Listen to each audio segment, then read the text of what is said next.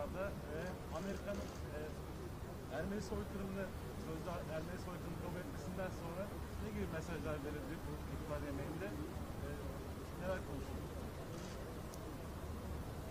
Değerli arkadaşlar, ülkemizdeki tüm azınlık grupları, dini cemaatler onların liderleriyle bir araya gelerek yaptığımız iftarda özellikle Türkiye'deki herhangi bir sıkıntıları var mı, yok mu, bunları kendilerinden dinleme fırsatını buldum. Ve kendilerinin memnuniyetini duymuş olmak tabii ki beni de ayrıca memnun etti. Tabii birçoğuna elimizden geldiğince her türlü desteği verdik, veriyoruz. Bundan sonra da vereceğiz. Ki bunlardan bir tanesi biliyorsunuz Demir Kiliseyi onlarla beraber Balat'ta açtık. Şimdi de Bakırköy'de biliyorsunuz Süryani cemaatine ait orada temelini attığımız kilise var. İnşallah bir yıl içinde orası da bitecek. Oranın da açılışını yapacağız. Ve bu süreç içerisinde bu tür dini cemaatlerin, azınlıkların nerede herhangi bir ihtiyacı varsa bu konularda yardımcı olabileceğimizi kendilerine tekrar taahhüt ettik. Efendim, geliştirilen aşıların insanın ortak mal olacak şekilde kullanılması durumundadır demiştiniz. Üretilen aşıların formülleri sizce paylaşılması gerekir mi? Bu konu hakkında falan. Yani ilim tüm insanlığın arkadaşlar ortak malıdır. İlimde kıskançlık olmaz. Ve bu konuda da hele insanlığın sağlığıyla alakalı böyle bir konuda yani bunu biz öğrettik, dolayısıyla kimseye vermeyiz gibi bir mantık, bir anlayış yanlış bir yaklaşımdır.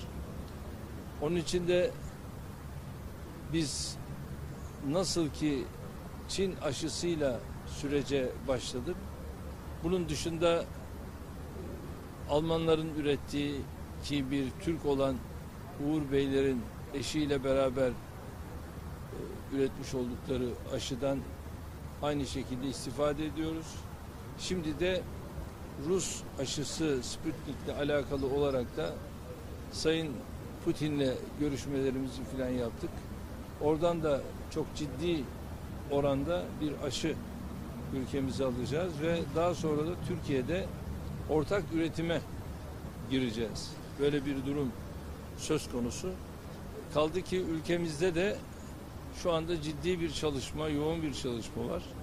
Eylül-Ekim aylarına yetiştirmeyi planladığımız bu çalışmayla da yerli aşımızı inşallah yapacağız.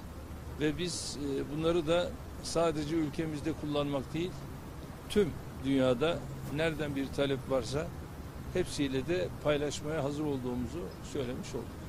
Efendim Mısır'da Dışişleri heyetleri 5-6 Mayıs'ta Kahire'de şart görüşmeleri gerçekleştirildi. Bundan sonraki süreçte Türkiye arası ilişkiler nasıl ilerleyecek? Bu konuda bir değerlendirme alabilir miyiz? Bizim Mısır halkına yönelik zaten tavrımız biliyorsunuz çok olumludur. Yani Mısır halkıyla Türk milletinin tarihe dayalı olan bir birlikteliği var.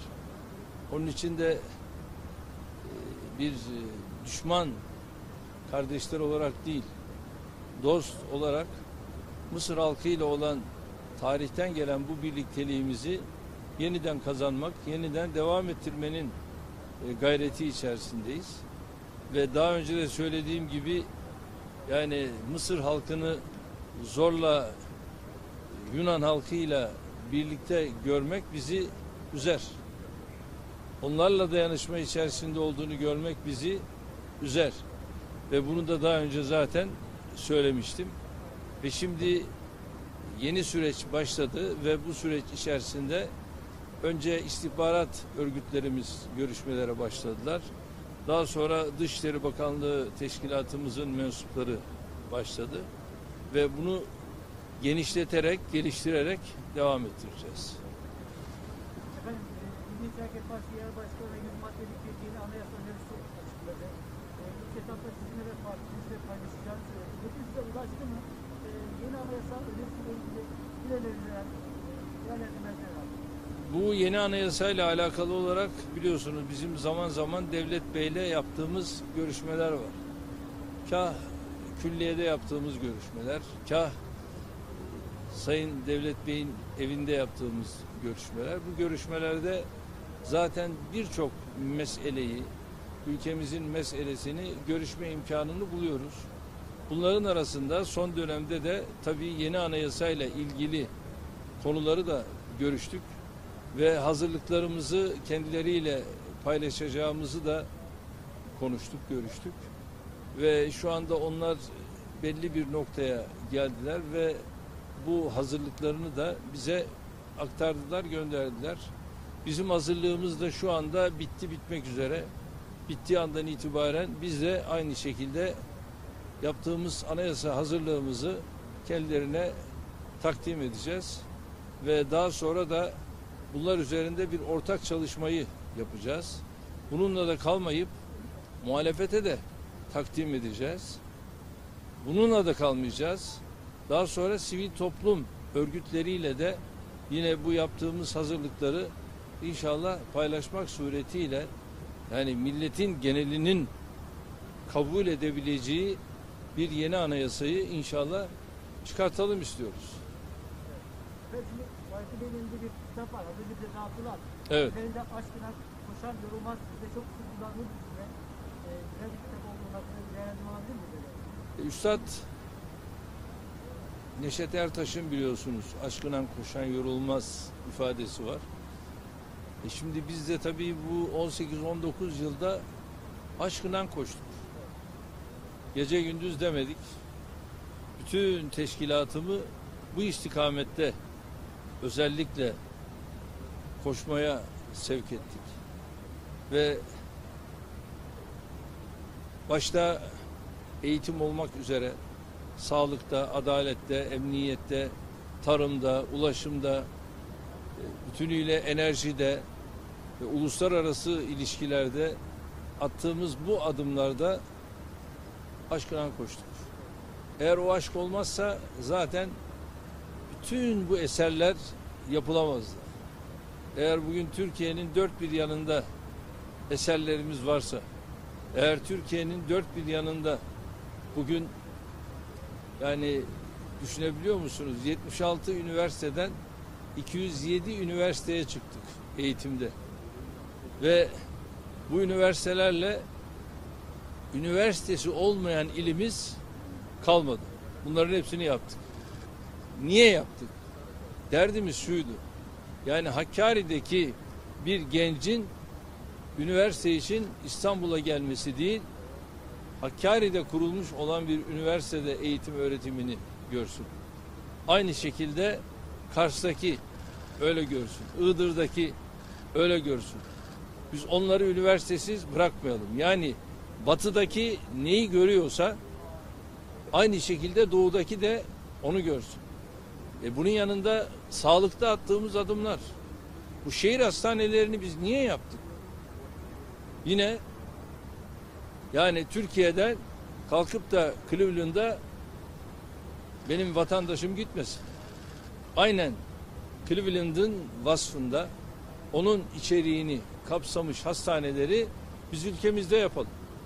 Şu anda bizim bu şehir hastanelerimiz bütün bu içeriğe sahip. Doktorlarımız zaten kariyer olarak, kalifikasyon olarak buna sahip. Bütün bunlarla beraber şu anda Türkiye'ye gelen yurt dışından özellikle İskandinav ülkeleri, Balkanlar, buralardan gelenler hastanelerimizin bütün bu özelliklerine hayran kalıyorlar. İşte 45 günde biz bu Covid döneminde sadece Yeşilköy Havalimanı'nda 1008 odalı hastaneyi yaptık bütün donanımlarıyla beraber. Sancaktepe'de, Samandıra'da aynı şekilde aynı kapasitede hastaneyi yaptık. Niye? Yurt dışından gelenler hemen uçakla oraya insin, oradan da 5 dakikada hastaneye gitsin. Yeşilköy'de uçakla insin, 5 dakikada hastaneye gitsin. Bütün bunlar Türkiye'nin muasır medeniyetler seviyesinin üstüne çıkmasının görüntüleridir. Okullarımızda ilkokuldan orta, lise, üniversiteyi söyledim. Buralara kadar seviyeyi yükseltelim istedik. Tabii bu koronavirüs döneminde maalesef artık her şeyi video konferansla yapmak durumunda kaldık. Böyle bir dönemde de çocuklarımızın hepsine imkanları yaygınlaştırmak suretiyle orada da senin de bu imkanların var. Şimdi sen video konferansla bunu takip edebilirsin dedik. Bunu da başardık. Geliyoruz ulaşıma. Ulaşımda zaten Türkiye şu anda dünya ile yarışıyor. İşte göreve geldiğimizde elimizdeki imkanlar ulaşımda belliydi. Yani 6.000 kilometre yol vardı. Şimdi 28.000 kilometre bizim artık adeta otoyollarımız var. Bu kalitede yollar yaptık. İstanbul'u İzmir'e bağladık. Aynı şekilde havalimanlarında sayımız 26 iken şimdi havalimanlarında da hamdolsun bizler şu anda 50 küsür havalimanına sahip olduk. İşte bunlar aşkına koşarsanız yapılabilecek işlerdi. Ve bunları yaptık. Dış politikada Türkiye artık kalkıp da yani birilerinin çeki düzen vermesi gereken bir ülke değil. Tam aksine Türkiye dimdik ayakta durabilen bir ülke. Bundan sonraki süreçte de bunu devam ettireceğiz. Tarımda aynı şekilde gayet iyi bir konumdayız. Ve bunu sürekli artırmanın gayreti içerisindeyiz. Hayvancılıkta gayet iyi bir konumdayız. Bunu da artırmanın gayreti içerisindeyiz.